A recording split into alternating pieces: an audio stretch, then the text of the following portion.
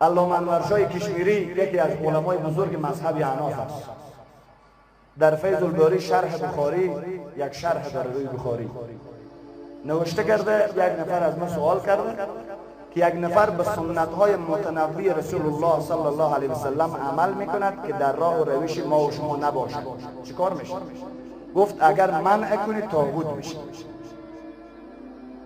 چرا؟ اتباع سنت، اطاعت سنت، عمل به سنت این عبادت است. از عبادت منع کردن صفت ابلیس است، صفت منافق است.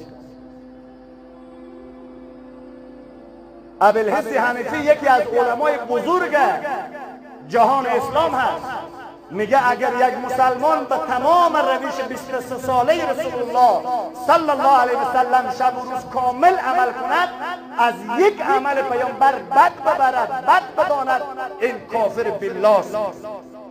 چرا؟ بد بردن از عمل پیامبر، بد بردن از نبی و رسول و وحی و سیمانی است که الله میگه و من یطیع الرسول فقط اطاع الله.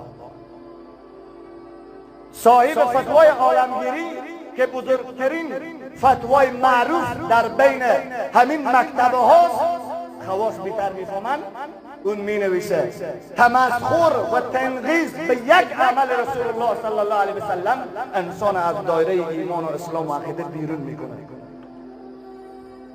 واجب الجهنم میشه و حکم ارتداد سرش تطبیق میشه.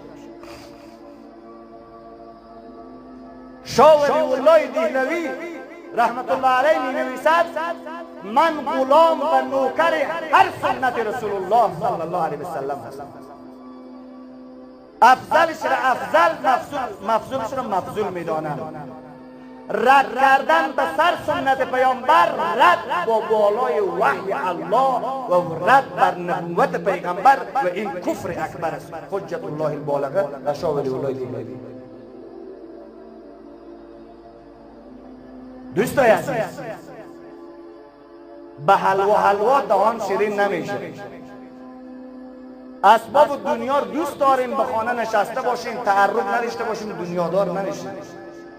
جذبه دین دوستی داشته باشیم، عملا در مورد دین تحقیق نمی کنیم، دین نمیفهمیم.